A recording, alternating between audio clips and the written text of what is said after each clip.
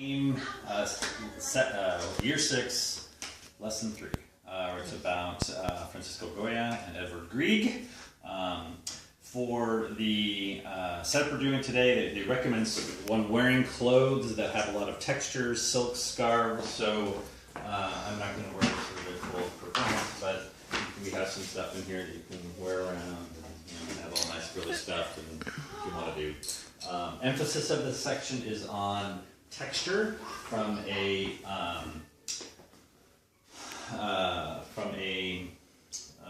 artistic standpoint, from a painting standpoint, and then for the music, it kind of gets into both rhythm and harmony for both of those. Recommends that you have the Hall of the Mountain King on while the kids are coming in. Some of the kids may recognize it because it has been in tons of cartoons, but I think what's nice is all of the music in here, you watch any Bugs Bunny way back in, it's all in there. There's definitely dynamics going. Yeah. Yeah. It starts really quiet and goes really loud. Okay, so we start out with the music, dressed up nicely. I'll fix that box. Our box is being made nice and pretty. And so this is our initial problem. Our treasure. Okay. So anybody want to take a guess what my box is for? Treasure box. Oh, that's a good guess. So why do you think that? Ornaments. Could be. Well, I always treat you like the kids. What's special about the box? And the beads will be nicer, and we'll have all sorts. It won't be hanging off, yeah. It won't be hanging off the side. Oh. It's so fancy. Box. My Vanna White impression. Yeah. Well, this is our treasure chest. We're talking a little bit about treasures today. And so, what would someone keep in their treasure chest? Why have a treasure chest? And I look for some answers. I want gold. I want fancy stuff. I want you keep things that are special to me there. Anything like that is good. And we did the trompe-l'oeil, the lesson where it was a few years ago, maybe 2 years ago, or is it 3 years ago, where it's the artist's favorite things, that grouping. My Gems. So that is My Gems, which was the guy that did the super realistic paintings. I'll shout it out in the middle of the lecture. For folks that have had fame before, but that's a couple years back. Mm-hmm. Right? So it's with the older kids. My Gems, things that were special to me. Okay.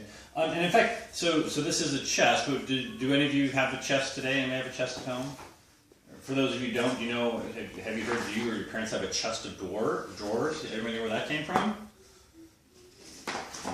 I do now. The chest was just a box with a lid. That was your chest, right? That's all you had to go on. Drawers had. There's a picture of a treasure chest, like it's a little bit more. In Brooks Club, they already made for Christmas gift. Oh. Yeah. Okay. It looks a little bit more like a treasure chest than that fabric-covered one. Pretend it looks like this. Yeah. Anyway, back in olden days, they didn't have drawers. They just had big boxes. And so when somebody invented this thing with drawers, they didn't know what to call it. We said, it's a chest with drawers. And now we say a chest of drawers. That's where that came from. Okay, so let's talk briefly. I'll have these turned around fast. Does anybody remember this painting? I'm not going to talk a whole lot about it today, but does anybody remember what she's holding? A love letter? Love letter, very good. That's right. The name of this painting is Le Billet Doux, and she's holding a love letter. Do you think she might put her letter in a treasure chest? Maybe. Why? Why do you think so? Because it is precious for her. Yeah, it's precious to her. It's special, right? It's one of the treasures that was hers that she'd want to keep in the box. Okay, so now I need a volunteer. You want to volunteer? You want to be my volunteer? Okay. Lucky you. And for this, for this part, we should have like a box full of cushions or a chair or stuff like that. So what I want you to do is I want you to create a relaxing scene. Imagine you're going to relax. So a lot of paddle pillows. Here's your pillow, and maybe you'll have some nice. We'll have pillows and a drape. I don't know. I'll just start chatting with this. I don't know how we would have a chair in there, but like it says to do like a chase lounge kind of thing, but that wagon is going to be full. So I was going to put some cushions and drapes. So I think that's one where the teachers usually have some kind of chair because they both have. Oh, yeah. There's 2 chairs to set up. So one is the kind of formal sitting down, not very relaxed, which I'll get to, and then there's the kind of the lounging one. And so your job is to make a nice lounging scene. Yeah, and so we'll go and do that. So, if you're taking stuff out from the take, like, oh, well, so what does that feel like? How does that feel? Can you describe it? Smooth. And so try to pull out words for texture. Oh, what about this one? What about that one? Silky. Oh, nice and silky. And then, for the different kids, different grade levels, by rough, smooth, velvety. In fact, yeah, actually, not that we'd steal that one, but it's a nice different texture thing. So that, again, the point I is have a blanket that's like really almost furry, so we'll bring all that stuff. Yeah, actually, fur would be great. So something where the kids are thinking about texture before they get into the painting. All right, so now I need another volunteer. So how about you be my other volunteer? All right, so now you, and this will be just like on a bench. So here's your bench, or your seat, or so have a seat. Yeah, pretend you're getting ready for a photograph. Okay? All right, so nice and straight. Okay, so nice straight. Now, how many people here think she looks really comfy, nice and comfy? How many think comfy? How many people think she looks kind of formal? I gotta be here. Okay. Yeah, right. So let's talk a little bit about, and we haven't been using the timeline, Laurel, but if we had it, this is the place we could pull it out. I've been looking for it. It's giant. I can't find it. I know it's when you hold it out, it's like 8 feet long or something. I can't find it, so I don't know if it's been left in the portable. So I'll try to find it. So suggest bringing up the timeline. We don't necessarily need to do that, but the time frame is mid 1700s, mid 1800s for one, mid 1800s, early 1900s.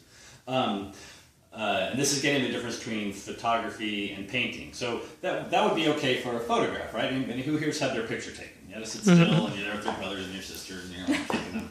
Now imagine, but what about a painting? What's different about a painting?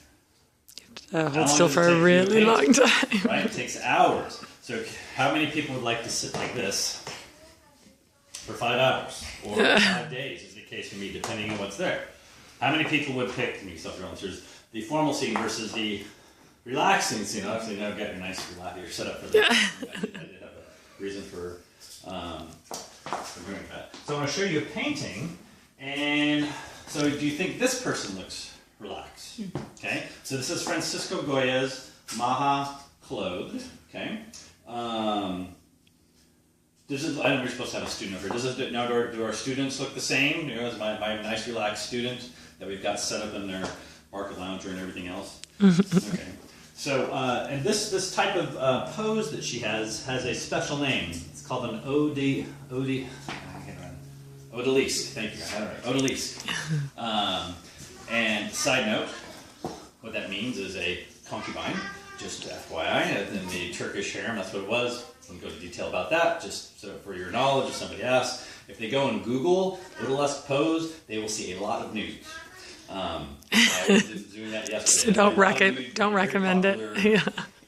Anyway, so many artists like to have a pose where their subject was relaxed, right? This is a pose that the subject could probably keep for quite a long time. And it was used throughout history for females. Now, in the book, it talks about what kind of pose would you pick, but it also says to show it first. I'm actually inclined... What I'll probably do for my classes, I won't flip it yet. I'll wait to flip it, and I'll ask about, okay, if you were going to film somebody, take a painting of somebody being relaxed, what kind of pose would you have? And that'll be a fun place where the student who is formal can play with the student who is relaxed. Well, how do you want their arm? Where do you want their leg? Where do you want to do stuff? And then see how close you get there. The lecture book says flip it over first. So I'm going to pretend I haven't. And you can decide which way you like better. So I've got my nice relaxed student. So anybody here? So how could we help make this person relaxed? And I won't force you up there, but we'll go, okay, well, where should their arms be? How should their legs be? Where should they have a pillow? Okay? And so how many people think this would be a popular pose that artists would like? Why is that? Oh, the subject can sit there. And I'll say, well, so especially for female subjects, a pose something like this was something that was popular. Lots of artists like to do that. Why did they like to do that? And you can get into, that was considered feminine back then. You can have some discussions about, today versus, yesterday, olden times. I guess I can use our beach chairs recline. So maybe I'll just bring one of those. It's low to the ground and it would recline, and you could put it in a position similar to that. Okay. I'm trying to figure out what props we still need. Okay. Okay, so how many people think that the artist might pick a pose like this? Okay, what might they do different? Okay, then I can flip it over and say, well, this is what our artist actually chose. And this is Francisco Goya's Maha Claude, and the name of this pose is an odalisque. And it was very popular. Do you have is the odalisque? Oh, there it is, yeah.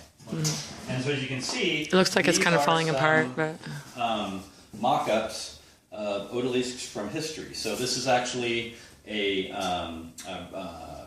reproduction of a Matisse. So Matisse did a woman in purple robe, and it's not quite all the way relaxing, but you can see that there's a woman. That's why I didn't bring that picture, because it actually isn't reclining. Yeah.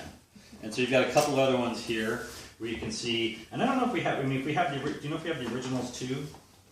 So these are all reproductions of paintings that, famous painters did kind of doing the odalisque pose, kind of showing off the relaxed. Oh, do we have originals? I think those are all just Goya pictures, so I don't have to go. That's the Duchess of Alba. Okay. Yeah.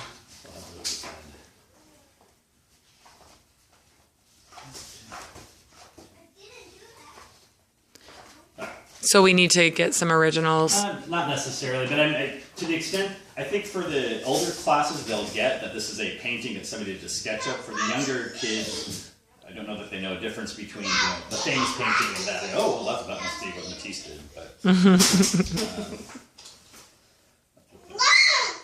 as another side note, for the older classes, to the extent you want to go there, say, well, so this is Maha Claude. Why do you think they call it Maha Claude? First, anybody have an idea what a Maha is? And I'll give you a hint, there's also a Maho. Anybody know?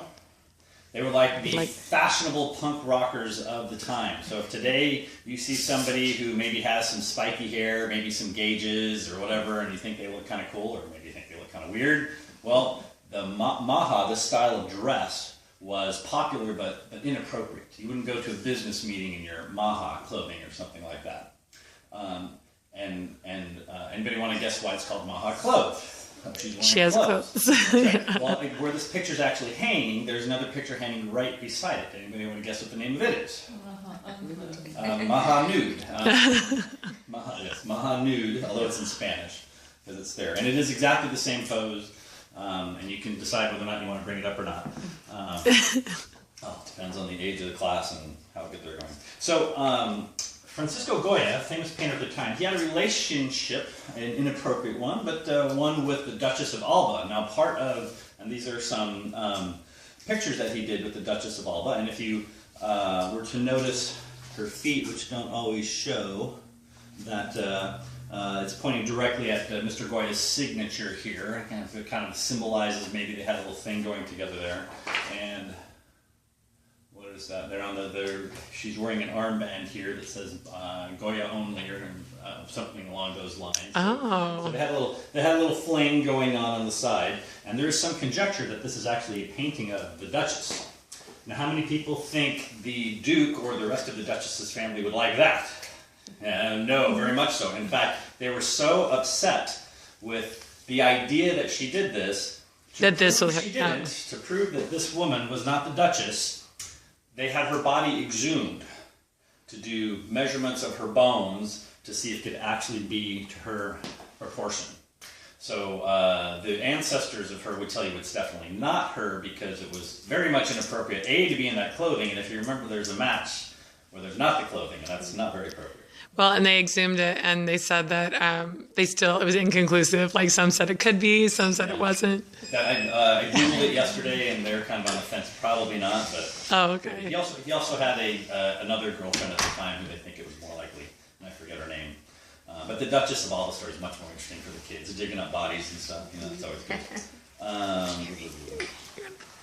So in case you're trying to remember it, so your mnemonic for this one is an odalisque pose is what Goya chose, but just who Goya chose, nobody knows. That's your money. So I'll tell you a little bit more about Mr. Francisco Goya. So he was Spaniard, born in a small town in Spain. Let's see. How many people think his parents encouraged him to do art? How many people think they didn't? In this case, his parents actually did. They encouraged him to do art. It was a little bit more okay to do in the mid-1700s. And today, if you said you're going to be an artist, you probably might get a little bit more pushback from your folks, but that was okay. When they moved to a bigger city, he actually had a chance to get apprenticed by a real artist. You know, anybody know what an apprentice is? All right, and you can talk about, if you want, plumbers or other trades where they actually teach folks how to do things. And while he was being apprenticed, he copied many current. It's going to follow me, isn't it? Oh, it should. Right. It actually, this can stand up more. It's okay. In short. All right.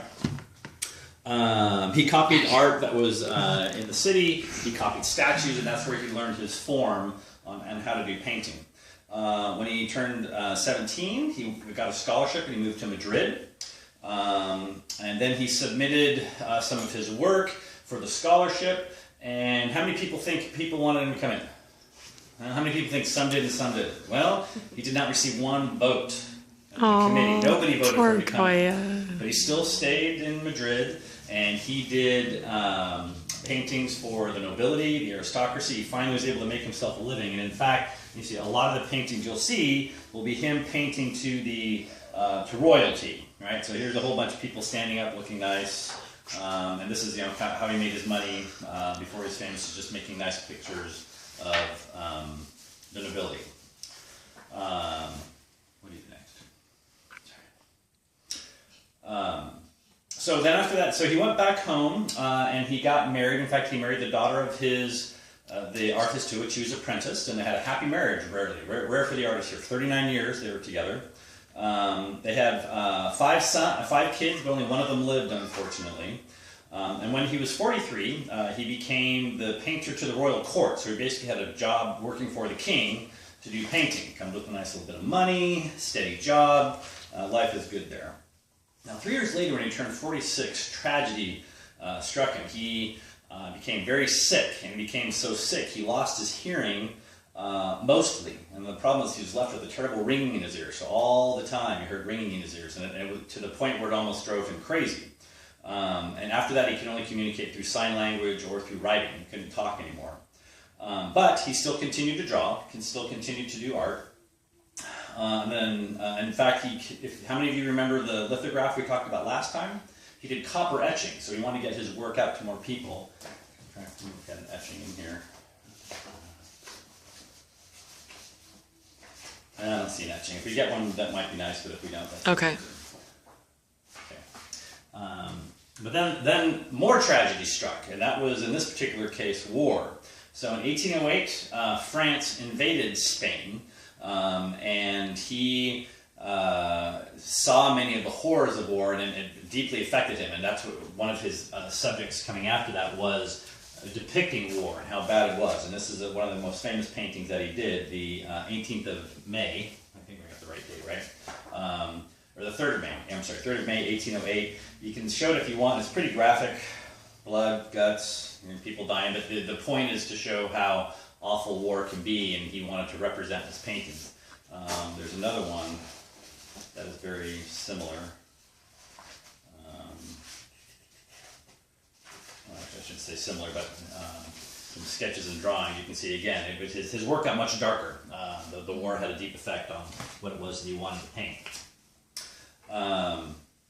Then Spain threw off the yoke of the French, but the regime that came and took over was very tyrannical. Anybody know what tyrannical means? It means kind of being demanding. My way is the only way. If you don't agree with me, get out of here. I'll kill you. And so his politics didn't always align with the king's, and so he requested to go to France. They let him go to France. He kind of liked it in France, and he requested permission to stay in France to go to the baths to help cure his health. Back in the old days, they thought that would help you if you could go to the special baths, and he was able to do that and retire. All right, so we spent a lot of time before talking about textures as we took stuff out of the box and we showed those things off. Tell me about texture in this painting. What type of textures do folks feel or see?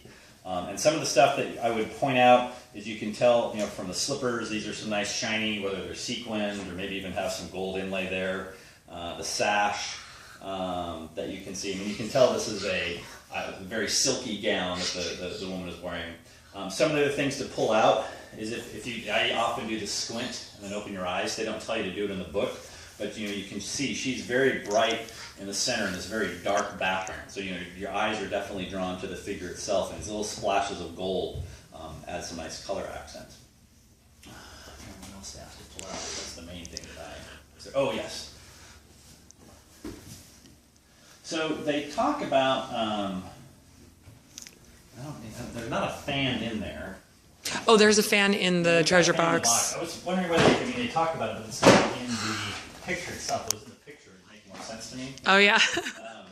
But one of the other things that sometimes people communicate, remember you had a hard time communicating? Well, sometimes it was people communicated with fans in a special kind of way. And in fact, women had fans that they would use, and they would try to tell different things about how they use their fans. Like, can anybody guess what this might mean?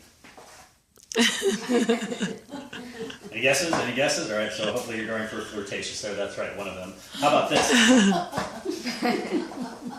You have an idea what that might mean? Angry, annoyed, disappointed, right? So that's one. And then there's the... See, I'm not a fan expert myself, but I'll be... Any idea what that one means? Right? Impatient, frustrated. Yeah, and then they do open, close, in which I guess could either mean impatient or saying yes to something or whatever. So they go into what the different things for fan etiquette. I think, in trying to tie it in, the Maha was still representative kind of Arabic, kind of sort of Turkish. They're trying to bring in elements of like, they said if you had done from Theme 1, the very first lecture, it's from Sherazad's Tales, 1001 Arabian Nights, and that's the costume you're supposed to wear. If you have that costume, that kind of can go with it. So even though she doesn't have a fan, at the day the ladies would have a fan. You can talk about going to doing the fan. Okay, so then we'll go through the other elements. Right, help me out. You talk about texture. What else? Line. Color, light and shadow. Okay, so you can pull them out. From the light and shadow, I mean, part of the pieces here, one, you can kind of get some of the light and shadow here, but two, again, it makes it very bright, almost luminescent. Her clothes are almost luminescent in that regard. Okay, so let's go back to our reclining, and we should have done our applause and let our reclining person go back to their seat. Imagine you were sitting there for hours and hours, and you were doing the pose, and Goya was painting you, and you're going to be there for hours, and you wanted to stay nice and relaxed. Okay, you want to stay nice and relaxed. How many people think this is the music they'd want to have be nice and to be there?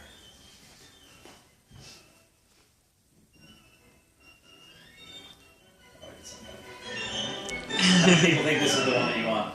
I'm sorry, I accidentally lost it. Can do it again. Oh, yeah. So this is Anvil Chorus that we did a couple times ago. Yeah, probably not this one. Okay, not this one? Okay, you don't think this one? What about this one? Do we think that... How about this one? No? No? Okay. What if we did... let's see. How about this one? That's Okay, so we found the one that can be relaxed in. You can imagine lying there, this is much easier. I can go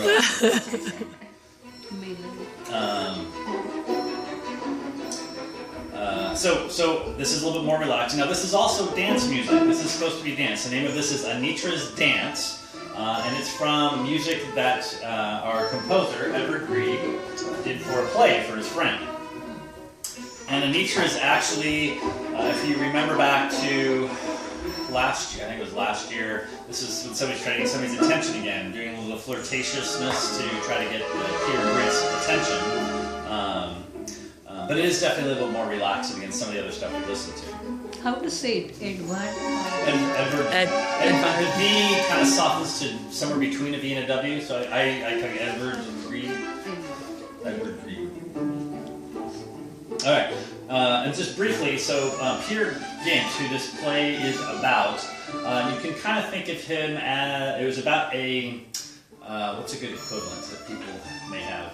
I was going to go with like Sinbad, an adventurer who goes throughout the world on crazy adventures, all the while finding a girlfriend in every city he goes to, kind of a boy, if you will. But in the end of it, he gets his comeuppance from not being nice in all of his travels. But Anitra happened to be one of the ladies that he met along the way. Okay, so what are our 4 elements in music? Tell me out, people. Dynamics. All right, we got dynamics, Harmony. melody, Rhythm. and rhythm. Okay, now what do we especially need if we're going to dance? I mean, we need Rhythm. Dance, and so hopefully they get that. The younger kids don't. You can you get it kind of a beat going, and then they can figure that out. Oh yeah. So this will be the fun part. So when you listen to this music, how might one choose to dance? Because the music changes in different spots. Right? If I'm like la la la la la, you can do whatever, or you can get a volunteer to come up and they can do your dance examples too, or you can do the right. And you can kind of get some motion. Try to emphasize the dancing, different things you could do to the music. And if they're embarrassed, that you can have like 3 of them or 4 of them come up. So you can do it, which I always encourage, because if you do it, then they'll do it. And get a couple volunteers, and you can kind of, maybe do a back and forth of which dance. Nice. But it's supposed to grab some of the scarves and stuff to do it with. And give it some examples of how you would dance. Okay, and then another thing I want to pull out of the music. Sorry. I know you do this every time. How many people here have had lessons in music at any point in time? There's 2, if you notice there's a couple different things going on in the music. Who can tell me what staccato means? Anybody know staccato? Hard. Yeah, so kind of quick notes with spaces in between. And it has it's the faucet thing. And actually, so I spent 45 minutes at the school yesterday looking for it, so I might have to redo it. Sorry. Yeah, so there's a great thing in the material, but I don't think it's in this one. It's in a different. Is it in a different year? It's in last year, actually. Okay. So staccato, which in what they use for it is like raindrops. So if like your faucet dripping, drip, drip, drip, where the notes are very bup, bup, bup, bup, bup, bup. You can hear that in the music. We'll go back to bup, bup, bup, bup, bup, bup. Very short lasting. And then the opposite of that, your battery's low, but we should be okay, right? Yeah. Is can anybody know the opposite? Usually I have a piano player that knows the opposite. Legato. Legato. Almost everybody, legato, yeah. Which means smoothly connected, so the notes will kind of flow together. So I'm going to play this again, and I want folks to yeah, come in the right spot. Yeah, you can hear the staccato. We'll start with so you can hear that how it's all the notes are kind of getting bam, bam, bam, bam, bam. Yeah, this part, yeah. So they do the plucking. Yeah, you'll hear they actually. And then when we hear that again, so there's a special kind of staccato that you can make with a string instrument. Anybody here play violin? Okay, so that's called pizzicato. So normally you're bowing your string. When you pluck it, you do that pluck. That's called pizzicato. You're actually picking at the strings. Now as we shift, what about this music? Legato. It's very much smoothly connected. You can imagine a slightly different dance to the la la la as you're going around. Okay. The other thing that music is really good for is the distinguishing between harmony and melody, because you have the legato and the staccato going on at the same time. So if you can get them to get staccato and legato, play that a couple of times, and you can go back and say, okay, now listen again. You're going to hear the melody shift from legato to staccato, but in the backing up the staccato is legato, backing up the legato is some softer staccato. So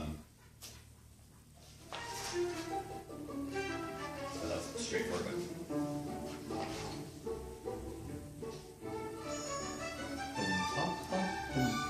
So that's the harmony. That's still going on even though the melody is doing other stuff. Okay, so that's a good play to pull it out where they get the multiple notes coming at the same time. Okay. And we'll talk about dynamics a little later. Okay, so then talk a little more about Grieg. So Grieg was brought up in Norway, and he was a big fan of Norway. He grew up on Norwegian folk songs. His mother noticed that he was really good with music when he was 5 years old. There we go. And so she helped teach him. At 9, he started composing. He actually started writing his own stuff at 9. How many people think that helped him at school? How many people think that got him in trouble at school? Absolutely, got him in trouble. He was spending too much time working on his music. And in fact, he planned to go into the ministry. What does that mean? What does it mean to go into the ministry? He wanted to be a preacher. He wanted to be in a church, and he wanted to talk to the congregation, the people that were there. And so what he would do is he'd take his homework assignments, and then he'd memorize them, and then he would preach them to his fellow students. Yes, 2 + 2 does equal 4, and if you can figure that out, you can do it, right? So he'd take the lessons and he would practice preaching. But when he was 15, a friend who was a talented musician himself heard some of Grieg's work played. He's like, oh my gosh, you've got some talent as a composer. You need to go off and get some more formal schooling. He went to the Leipzig Conservatory, and he studied there. And while he was there, he was homesick. You can imagine, you leave school, and you're going to get homesick. But because he loved to learn, he did learn the style of the time, the romantic style of what was being played there. He then was there for about 5 years, and he studied and he learned, but he really wanted to get back to Norway. Norway was his homeland. He was very proud of it, and one of the things he wanted to do is bring the feelings of Norway out in his music. He also, there was a singer that he knew well, who was a talented singer, and he fell in love with her, and they also got married and lived for 39 years. Happened to be his cousin. You can decide whether you want to go into that or not. But the country of Norway was so proud of him as this shining example of Norwegian talent. They paid for him to go to Rome to study even more, so he had a chance to go get more exposure. And he was asked to. We'll let that go through. He was asked to by a good friend to create the music for his play, and it was this play, Peer Gynt. Peer Gynt. And so he wanted to. He was nervous about it, and he wanted to do a really good job, so he actually had a special studio built just for the purpose of being calm and relaxing. Now, unfortunately, he built this next to a local roadway. Anybody think it was calm and relaxing? Anybody live close to a roadway or a train station? Well, so he kind of did a bad idea, but he already had it built. So what do you think he did? You have any ideas? Moved it. He called up a whole bunch of his friends, and they picked it up, and they moved it. Twice. They moved it once, and were able to get a spot there, then they moved it again later. Now, how many people here recognize some of the music you've heard? Because in theory, you started with Mountain King. Hall of Mountain King.